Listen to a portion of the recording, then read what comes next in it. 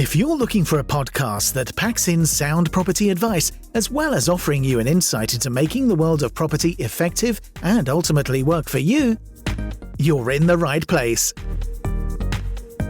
Hosted by Arsh Ellahi, the original Property Rebel. He's written an Amazon bestseller, created the Property Investor app, the UK's first, and is an experienced property mentor. More importantly, he talks the talk and walks the walk.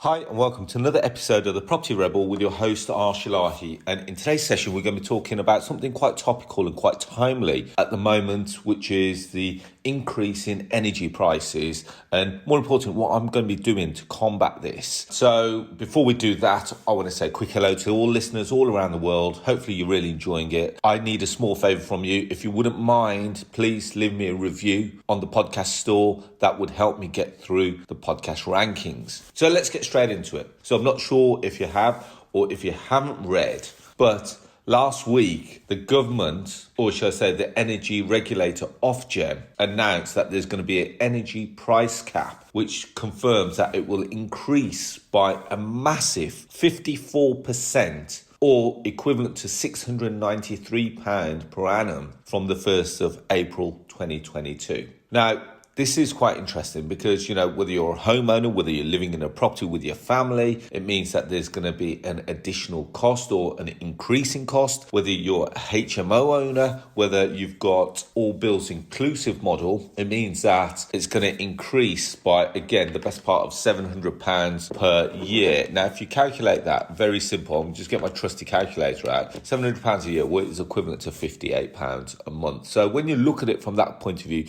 you're kind of looking at it from a point of view, yes, can I weather another £58 a month, or is this now going to keep increasing? Now, for me personally, I find it as an additional cost. It's going to be, and more important, you've got to look at it from a point of view. This, without a doubt, is coming off your bottom line. Because let's face it, after you've paid the mortgage, after you've paid all the other bills, you've left with your cash flow. Now, if you're having to find another £60 a month, it just tightens that cash flow. If anything, it just makes it, it leaves a bit of a bitter taste in your mouth. Now, the two things that you can do. You could, like I said, first of all, weather the storm and you say, you know what, okay, it's only £700 a year. I'm not going to do a great deal. Some landlords now, to combat this, will do one or two things. First of all, they will say, okay, I'm going to almost like absorb the additional cost, knowing that it's not that much and that every landlord in the country is having to save or having to suffer the same. Alternatively, I know lots of landlords and in lots of the property forums, people saying, well, okay, if our costs are going up by £700 a year, so is the rent over a period. So let's face it, £58 a month, which is equivalent to the £693 that we've suggested there. So £58 a month. If we've now got a 6-bed HMO, the rent is going to go up by £10 a month. So instead of it being £400 a month, now it's £410 a month. And as a result, I've now generated that additional £60, which means that my cash flow is going to remain the same. Now, a couple of things that you've got to take into consideration. Yes, it is possible to do that. And if all the other landlords are doing it, then you're well within your right to do that because you're going to be in line with the competition. However, if all the other landlords are weathering the £60 a month and they're not going to increase the rent, it could then deem you to be a little bit more expensive.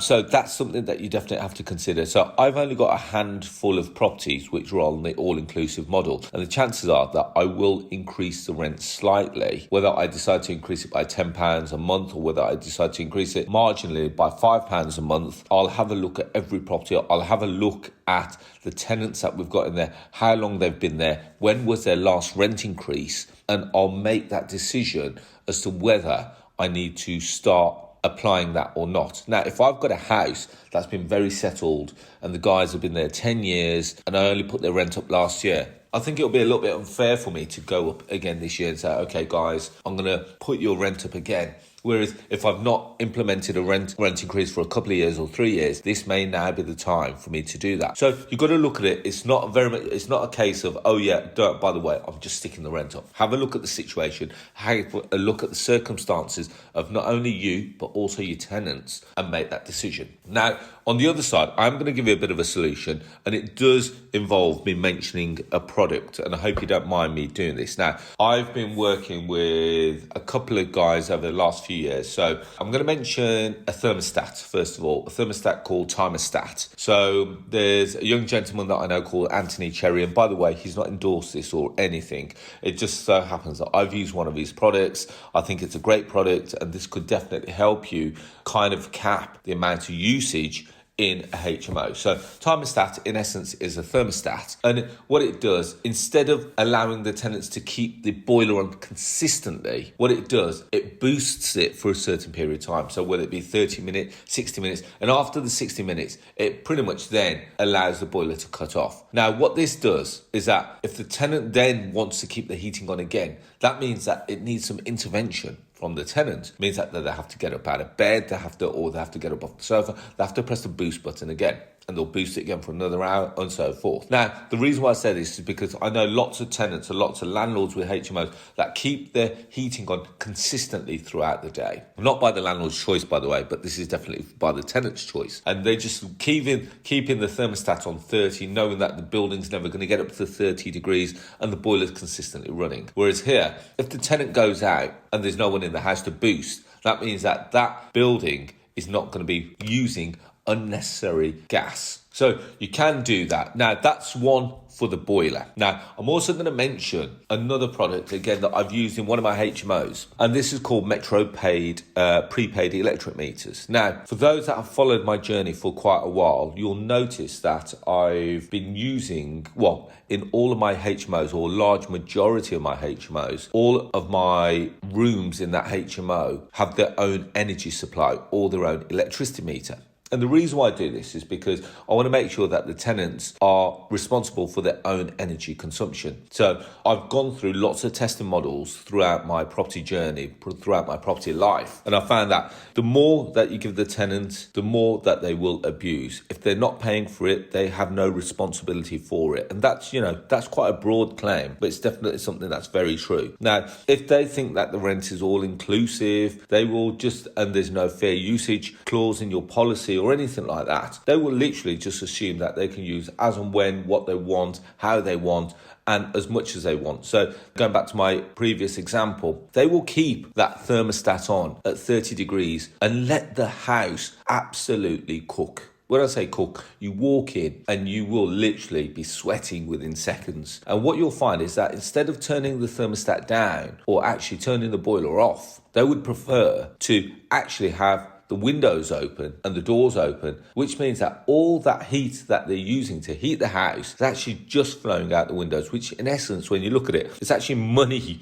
flowing out the windows. And it's crazy. And I always say that I can spot a HMO when I drive down a road because it's the one with all the windows open, even on a cold a day like today. So moving forward, with regards to the gas, I'm going to keep implementing and keep pushing the thermostats. And the reason why I say that is because I think they're a great product. And yes, there are other products out there like Hive, etc. And the good thing with Thermostat, again, there are mobile apps which allow you to see what's going on in the property. So I should mention here that it's illegal to fully control the thermostat, but if you put certain times on where it allows and it gives sufficient heat throughout the day, then that's not an issue, as long as the building can get up to a certain level of degrees. So going back to my initial point there, with regards to electric, I've been using prepaid electricity meters. So I use one called Metro prepaid meters. Now, again, you can go and check them out on Google, Metro prepaid meters. And what these are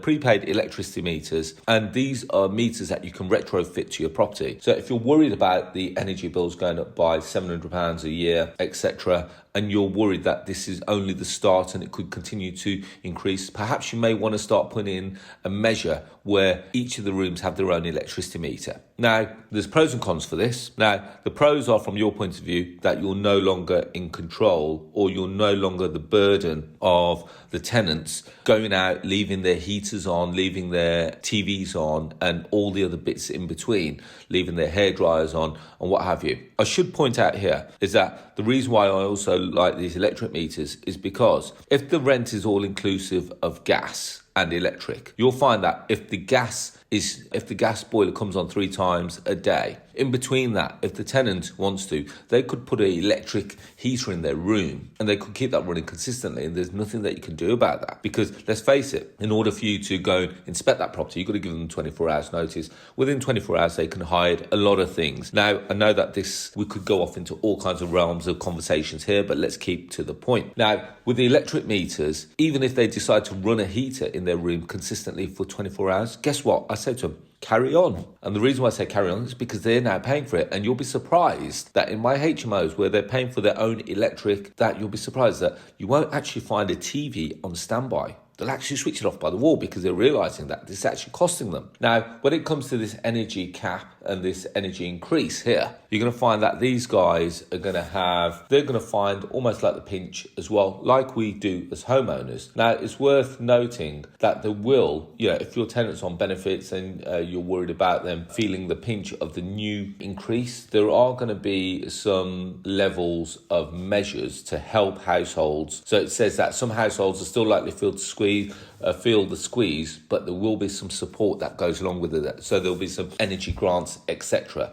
Again, yet to be confirmed. But talking about these electricity meters and the thermostats and why you should implement them is because you're no longer worried about how much the building is using, because you've kind of put measures in place for that. The electricity, again, going back to the point, if they want to run a heater all day, let them run the heater all day. They're paying for it. And again, these meters can be retrofitted. If you're in the middle or the start of a refurb project, you may not want to run retrofit meters. You may want to go off and get 3-phase electricity supply put into your building. A little bit more cost from the outset, but long-term sustainability. You're no longer worried about having to pay the electric and gas for that building. So lots of things that you can do there. So I hope this podcast has kind of resonated with you. If you've got all-inclusive model and you're worried about what you can do with your HMO, there are measures out there. So if you need any assistance, what have you, and you want to get in contact, feel free to email us at admin@arshellahi.com. I'm more than happy I'll have to get the owner's consent. I'll check to see if they're happy for me to put the links to their thermostats and their electricity meters in the description below. As always, if you've got any questions, please feel free to reach out and send them again to admin@arshellahi.com. And finally, as I mention on every session, if you haven't already done so, I release new videos, and I'll probably release a video on this. I've done a video on the Metro prepaid electricity meters. I'll probably do one on Thermostats as well. But go and check it out. It's on YouTube. It's under the handle of Arsh Ellahi. I release a new video every Thursday at 4 p.m. As well as that, if you want to check me out on social media, feel free to find me on Facebook, LinkedIn, Instagram, Twitter, all under the handles of Arsh Ellahi. And finally, if you haven't already done so, again, go and check out the Property Investor app. It's the UK's first property investment platform, which showcases all kinds of deals all over the country. Whether you're looking for below market value deals, rent-to-rent deals, lease option deals, just to name a few, we've got them all there. Now, you can either go to our website, which is propertyinvestorapp.co.uk, or if you've got a smartphone, go to the App Store, type in Property Investor, and you'll be able to download it and literally see the best part, 200 properties all in the palm of your hand. Now, if you have already downloaded it and you haven't left me a review on the App Store for the Property Investor app, I would strongly please urge you to do so. The more reviews we can get, again, higher up the App Store we go. So on that note, guys, as always, I wish you all to be safe, well and happy, and I look forward to speaking to you all very soon. Thank you and bye-bye. The large majority of people make a positive change if they take immediate action. So act now. Download the Property Investor app and join Arsh on his social media channels to excel your property journey.